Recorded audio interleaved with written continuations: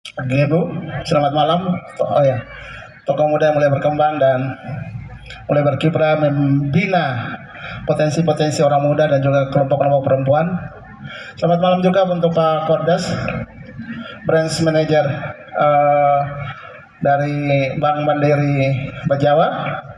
Terima kasih untuk dukungan yang luar biasa bagi pengembangan ekonomi kreatif dan juga terutama di event ini juga ada Pak Eko Watu, seorang pegiat ekonomi kreatif, terutama di bidang perfilman. Berbagai penghargaan karya-karya film juga sudah diciptakan dan pernah mendapat berbagai penghargaan baik di level lokal, nasional maupun di beberapa forum-forum yang lain gitu. Nah, kita akan coba duluan uh, ke Pak Kadis Pariwisata Provinsi Nusa Tenggara Timur. Terima kasih Pak Kadis untuk event ini. Event ini sangat luar biasa. Ini disupport penuh oleh Dinas Pariwisata dan Ekonomi Kreatif Provinsi. Bisakah Pak Kadis mungkin memberi informasi atau penjelasan terkait dengan apa itu ekonomi kreatif gitu? Betapa pentingnya ekonomi kreatif di beberapa tahun terakhir ini menjadi uh, isu yang sangat luar biasa untuk dikembangkan, dan seberapa dekat ekonomi kreatif dengan sektor pariwisata, sehingga ketika berbicara pariwisata, ekonomi kreatif pun juga ikut terbedah di dalamnya, sehingga dia juga bisa memberi kontribusi bagi pembangunan daerah, sekaligus mungkin potensi, keunggulan, tantangan yang ada dalam pembangunan ekonomi kreatif di Provinsi Nusa Tenggara Timur. Kami silakan Pak Kadis. Baik, terima kasih Pak Joni. Selamat malam. Malam. Selamat malam Bapak Ibu sekalian yang terhormat, sahabat Pak Penjabat Sekda Kabupaten Ngada, Pak Joni, Pak Godi, Kepala Cabang Bank Mandiri Kabupaten Ngada, cabang Bajawa ya, Bajawa, Kakak Eko, ya, orang praktisi ya. Terima kasih, pertanyaan ini bagus. Jadi bicara tentang apa itu ekonomi kreatif ya. Jadi saya baca saja ya dia punya sebenarnya. Ekonomi kreatif yaitu kegiatan ekonomi yang mengandalkan kreativitas, ide, talenta, dan inovasi sebagai faktor utama dalam menciptakan nilai tambah. Jadi itu. Ekonomi kreatif adalah aktivitas yang menambah nilai tambah yang diambil dari kreativitas kita. Nah itu. Terus, jadi sederhananya kalau saya pakai rumus, maka apa itu ekonomi kreatif? Rumusnya adalah kreativitas ditambah dengan inovasi, ditambah dengan teknologi, ditambah dengan nilai budaya. 4 itu dia menghasilkan apa yang disebut dengan ekonomi kreatif. Nah, terus mengapa ekonomi kreatif itu penting dikembangkan? Saya catat ada 4. Pertama, dia tentu memberikan nilai tambah. Dengan ekonomi kreatif ini akan memberikan nilai tambah. Yang kedua, kalau nilai tambah yang pertama juga, ini juga akan membuka lapangan pekerjaan dengan ekonomi kreatif. Yang berikut, kita mengangkat budaya dan identitas lokal. Jadi, yang namanya ekonomi kreatif itu adalah sesuatu yang diambil dari budaya lokal kita. Apa yang kita menjadi budaya kita, itu yang kita kembangkan menjadi suatu ekonomi. Dan yang berikut adalah mengapa itu penting, dia mendorong semakin berinovasi, dia mendorong inovasi, dan semakin berinovasi suatu daerah dengan ekonomi kreatif, maka daerah itu makin tinggi daya saingnya. Ini membuat ekonomi itu kreatif itu penting. Nah, sekarang saya lanjutkan. Kenapa, apa yang menjadi potensi NTT? Sekuat apa ekonomi kreatif yang dimiliki oleh Provinsi NTT? Nah, saya catat ada 6. Dari 16 subsektor ekonomi kreatif yang ditetapkan dalam PP tentang ekonomi kreatif, ada 6 yang saat ini sudah menjadi identitas daripada Nusa Tenggara Timur. Yang pertama, fashion. Kita punya tenun ikat. Kemarin tahun lalu 20 Desember 2024 yang lalu kita mendapat penghargaan dari MURI. NTT memiliki jenis tenun ikat paling banyak dibanding daerah lain, itu tidak ada lagi.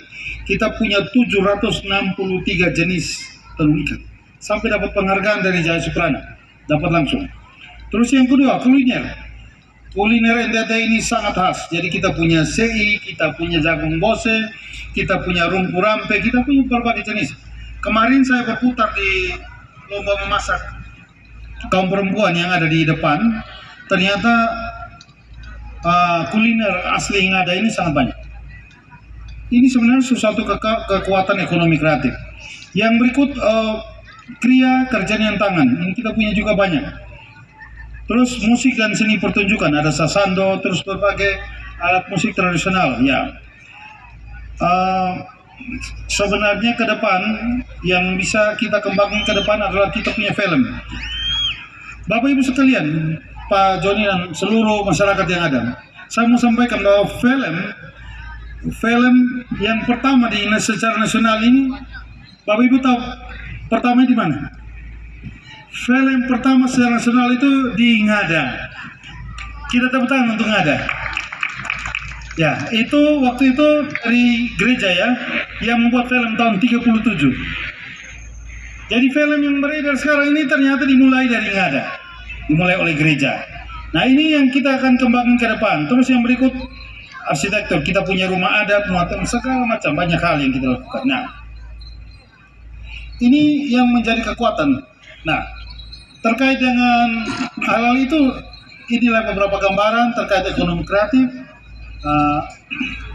Nanti kita akan kembali. Saya kembalikan. Iya, Pak Kadis, nilai tambah tadi sesuatu yang luar biasa. Dan nilai tambah itu kan bersumber dari, tadi ada 4 hal, ada kreativitas, ada inovasi, ada teknologi, kemudian ada nilai budaya. Saya kutip yang dikatakan oleh CEO dari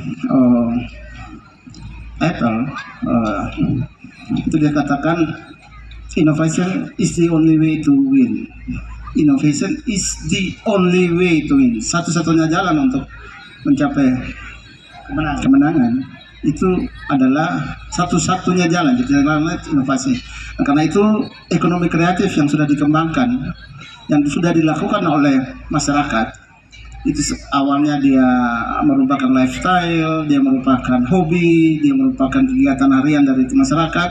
Kita dorong untuk memperoleh nilai tambah gitu.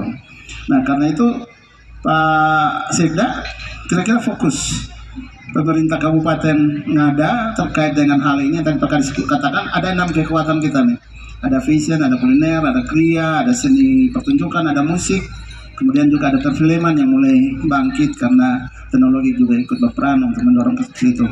Keberpihakan pemerintah Kabupaten Ngada terhadap potensi-potensi ini seperti apa? Mungkin bisa digambarkan di arah kebijakan pembangunan yang sudah berjalan kurang lebih setahun ini seperti apa? Kami silakan Pak. Ya. Baik, terima kasih Pak John. Selamat malam untuk kita semua. Malam. Terima kasih Kabupaten Ngada dalam konsep pengembangan khusus untuk anak-anak muda milenial kita, konsep pengembangan ekonomi kreatif ini. Pemerintah memberikan perhatian yang sangat luar biasa melalui beberapa agenda. Yang pertama itu kita mendesain itu di dalam Festival Wolobobo, dan itu sudah berjalan kurang lebih 4 tahun. Dan ruang kreasi ini memang kemudian anak-anak muda Ngada kemudian dia tumbuh dan dia kemudian berkembang. Ini yang saya harus berikan apresiasi, dia mulai dari Festival Wolobobo. Dan kemudian kita bangun lagi dalam konsep Festival Gayain. Ini kemudian kita menemukan banyak sekali potensi orang-orang muda kita dari semua aspek ekonomi kreatif. Di perfilman seperti Pak Eko ini, di kuliner banyak dari ibu-ibu dari kampung dan juga komunitas yang ada di Jawa ini. Di seni musik banyak sekali potensi musik yang ada di Ngada ini, dan beberapa termasuk tadi yang disebutkan terkait dengan tenun ikat, luar biasa sekali. Ngada punya potensi luar budaya. Ada hal juga menarik, potensi budaya Ngada itu bukan hanya ada di Bejawa, ada di Golewa, ada di Soa dengan karakteristiknya, Riung dan karakteristik. Pemerintah memberi ruang yang sangat dengan kebijakan anggaran yang sangat memadai. Itu kami lakukan dalam pendekatan pembangunan yang berbasis masyarakat untuk usaha ekonomi kreatif. Itu kita lakukan, bahkan saya harus memberikan apresiasi kepada pemerintah pusat melalui Kementerian Kebudayaan, Kementerian Pariwisata, dan kemudian ini yang terakhir harus memberi apresiasi kepada pemerintah provinsi melalui Bapak Gubernur dengan visi dan misi yang luar biasa. Itu sangat dirasakan di Kabupaten Ngada hari ini. Luar biasa sekali. Dalam waktu yang begitu singkat, kami harus mengkonsolidasi seluruh kekuatan orang-orang muda untuk ikut berpartisipasi di dalam momen ini. Dalam konsep yang sama, ekonomi kreatif, kami juga sudah mendesy sampai dengan hilirisasi. Dan salah satu konsep hilirisasi di Ngada yang luar biasa itu, kita lihat orang-orang muda yang berdiri di sana, coba berdiri, anak-anak tekad berdiri, rasa hormat saya berikan mereka. Tekad Ngada itu hilirisasi tingkat nasional terbaik sudah 2-3 tahun. Kenapa? Konsep pendekatan pembangunan berbasis ekonomi kreatif itu penting. Orang-orang muda harus dilibatkan, juga kaum perempuan dilibatkan, dan ruang ini Ngada sangat memberikan sentuhan itu, memberikan sentuhan. Maka kami berharap Ngada menjadi magnet.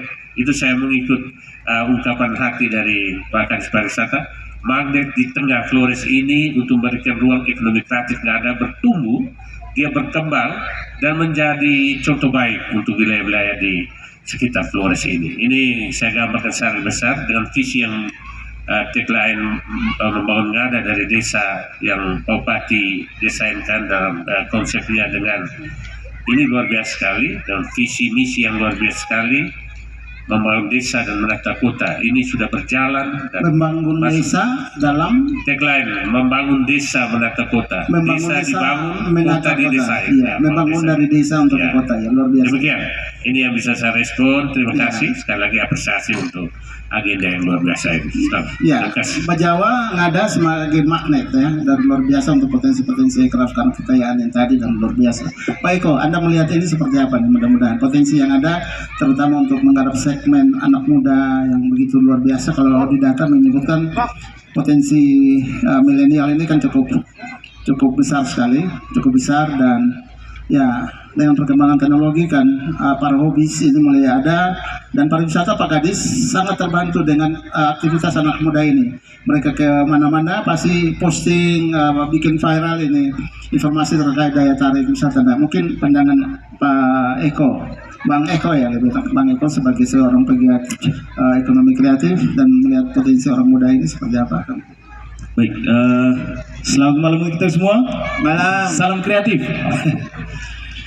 Baik, jadi kalau saya lihat potensi di Kabupaten Ngada dengan maraknya kegiatan di media sosial, bagaimana geliat anak-anak kreatif mulai tumbuh. Yang jelas pada dasarnya karena motivasi ekonomi AdSense. Kemudian di sisi lain ada keterpanggilan bahwa kita menghasilkan konten, artinya kita bercerita, kita mengangkat narasi daerah, cerita-cerita yang ada di daerah yang mungkin kedepannya bisa jadi semacam karakter yang kuat dari daerah. Dan itu terbukti kalau dari saya pegiat film, dan kalau saya melihat itu dari perspektif film di 2 tahun terakhir ini, film-film dari NTT sudah berhasil ditayangkan di layar-layar nasional bahkan internasional. Begitu. Jadi bagi saya potensi itu ada, tinggal bagaimana kita memulai, kemudian bagaimana kita menjaga itu supaya tetap sustain sebagai anak kreatif. Saya pikir potensi itu ada. Ya, barusan kalau tidak salah kan film CE. Ya, betul sekali. Dari sutradaranya kan orang Momere ya. Yosef Levi, Yosef betul. Levi dan Eslen, itu meraih predikat Piala Citra, ya. Citra 2025. Dokumenter Film. pendek terbaik. Ya, ya mungkin tanggapan untuk melihat potensi Ya. dan terakhir kalau lihat tahun kemarin kan ada film-film seperti Rujara dan lain sebagainya yang sudah bisa sampai di tataran global dan lain sebagainya. Betul, itu yang saya maksudkan, bahwa mungkin kemarin malam ketika pengumuman pemenang Festival Film Indonesia itu ajang festival film terbesar di Indonesia. Jadi dari Maumere, Yosef Levi sebagai sutradara, dia berhasil menangkan film dokumenter pendek terbaik dengan judul Film dokumenter pendek terbaik. Iya, kategori dokumenter pendek terbaik. Dan itu artinya bahwa kita semua yang ada, para pegiat seni, pegiat film, pegiat kreatif, khususnya di bidang film, kita punya kesempatan yang sama sebenarnya. Gitu. Ya, oke, luar biasa ya. Kita harus approach pada orang-orang muda yang kreatif. Pak Kadis, kembali Pak Kadis. Kira-kira terkait dengan Antik Fest ini, apa yang ingin dicapai? Sasaran apa yang ingin digagas sehingga dari pemerintah provinsi merancang kegiatan ini? Mungkin spirit anak NTT Kreatif Festival ini seperti apa sehingga publik bisa tahu. Dan informasi bahwa siaran ini akan live di channel YouTube Dinas Pariwisata dan Ekonomi Kreatif Provinsi Nusa Tenggara Timur. Mungkin Pak Kadis menjelaskan tentang ini, tentang Antik Fest ini. Tentang Antik Fest ini ya. Baik, jadi spirit yang kami inginkan pada saat kita merancang untuk menyelenggarakan Antik Fest ini ada 3. Saya baca, yang pertama spirit kebangkitan kreativitas lokal. Ini saatnya kita merajut secara bersama, kita satukan, kita punya tekad, kita mulai untuk melihat ekonomi kreatif adalah suatu alternatif untuk bersama-sama dalam meningkatkan perekonomian. Itu ya. Terus yang kedua, spirit penguatan ekonomi berbasis potensi lokal ya. Kita saatnya spirit ini menekankan bahwa ini sudah waktunya ekonomi flores bertumbuh dari apa yang kita miliki. Potensi apa yang kita miliki ini yang kita akan tumbuh kembangkan sehingga dia bertumbuh menjadi suatu instrumen ekonomi. Dan yang terakhir adalah ini kembali lagi berangkat dari budaya seluruh masyarakat NTT, yaitu spirit kolaborasi. Jadi dengan kolaborasi ini kita coba untuk bersama-sama pemerintah provinsi, kabupaten, kota kita bangun. Itu seperti itu. Ya, kolaborasi. Mungkin saya stressing ini Pak Kordi, ya, pihak perbankan. Pendekatan kalau di pariwisata terkenal dengan istilah pentahelix, kolaborasi pentahelix. Ada pemerintah di setiap tingkatan, teman komunitas, dunia usaha, ada akademisian, ada teman-teman media, dan peran perbankan sebagai dunia usaha. Ketika melihat tadi Pak Kadis sudah sampaikan, Pak Sekda juga sudah jelaskan, potensi sini sangat luar biasa gitu. Kopi sangat terkenal ya di mana-mana, bambu juga sekarang mulai terkenal dan itu mengangkat citra wilayah. Tadi juga Bang Eko juga menyampaikan bahwa anak muda sekarang mulai geliat di berbagai usaha-usaha ekonomi kreatif. Perbankan melihat ini seperti apa nih Pak Kordi? Siap, terima kasih Pak Jody. Selamat malam kita semuanya. Malam ya. Pak Jody, saya sebenarnya kalau yang saya lihat selama saya di Bejawa ini, memang saya lihat potensinya luar biasa sekali Bejawa. Baik itu dari segi komoditi maupun pariwisatanya. Dan selama saya di Bejawa ini dari beberapa bulan, memang saya sudah keliling beberapa tempat. Puji Tuhan kalau saya dalam setiap komunikasi itu, kami dari Bank Mandiri benar-benar support kegiatan-kegiatan aktivitas di masyarakat. Yang paling banyak kami lakukan memang sekarang itu adalah bagaimana kami cari kantong-kantong usaha-usaha yang kreatif. Beberapa waktu lalu coba kami dengan Koperasi Famasa misalnya, dia ada untuk ekspor kopi. Kami dari Bank Mandiri support pembiayaan kredit kurnya. Jadi kami juga di Bank Mandiri ada kredit kur yang menurut saya sangat dibutuhkan oleh masyarakat di Bejawa. Dan dengan situasi yang dimana tadi sudah disampaikan oleh Pak Kadis, Pak Sekda sama Pak Eko tadi, bahwa industri kreatif ini menurut saya potensi bisnis yang luar biasa, dan kami dari Bank Mandiri saya yakin 100% pasti kami dukung. Dan awal tahun depan dengan kredit kur yang sudah mulai kita buka lagi, saya mengajak beberapa anak-anak muda yang semangat dalam dunia kreatif, silakan kita ngobrol, kita bukan tidak mungkin kita mulai dengan kerjasama mekanisme untuk pemberian kredit gitu. Itu dari segi kredit. Sebenarnya dari Bank Mandiri itu sebenarnya tidak hanya melulu kita bicara kredit. Kadang-kadang isu dari dunia kreatif itu adalah transaksi misalnya. Di kita itu ada namanya Livin Merchant. Livin Merchant ini menurut saya alat yang sangat membantu untuk industri-industri kreatif. Seperti di depan kita aja ada cemilan-cemilan. Bagaimana dia bisa kita mengetahui stok barangnya, omsetnya berapa, itu ada namanya yang punya itu Livin Merchant. Itu bisa mengetahui pendapatannya sehari, bisa mengelola keuangannya. Terus ada juga yang namanya aplikasi yang sangat modern, super apps, kayak punya itu Livin. Jadi Livin ini menurut kami di Bank Mandiri itu aplikasi yang sangat luar biasa membantu masyarakat di Bejawa ini untuk bertransaksi. Baru-baru ini kami sudah ada MOU juga dengan Pemda, dengan Pasekda untuk pembayaran pajak bumi bangunan. Jadi kami dari Bank Mandiri, Pak Joni, pasti sangat mendukung yang namanya kegiatan ekonomi kreatif. Baik itu yang, ya saya pikir dunia perfilman kita bicara nanti mekanisme seperti apa. Tapi kalau misalnya produk-produk tangan seperti tenunan ataupun cemilan-cemilan seperti ini, saya rasa untuk pembiayaan kredit KUR itu sangat dimungkinkan.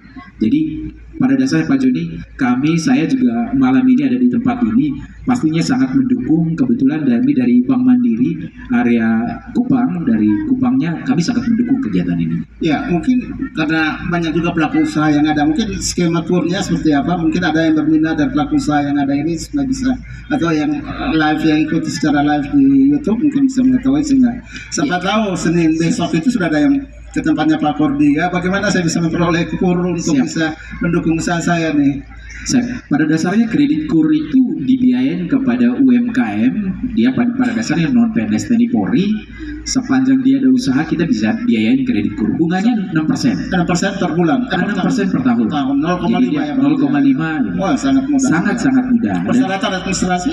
Persyaratan relatif sangat sederhana. Surat keterangan usaha biasanya. Ya, surat keterangan usaha itu standar. Memang kalau untuk limit tertentu kita misalnya meminta jaminan. Tapi kalau untuk limit tertentu biasa kadang kita moral obligation, jaminan ikatan moral Pak. Jangan sampai nanti setelah kreditnya cair kita tidak ketemu lagi gitu. Jadi bisa kadang-kadang kita minta namanya moral obligation. Seperti itu sih Pak. Oke, baik. Pas Sekda, kelihatannya kan kerja-kerja kolaborasi seperti ini akan memberi ruang yang cukup besar ya. Potensi ngadak yang kita cuma tahu kalau di luar sana kan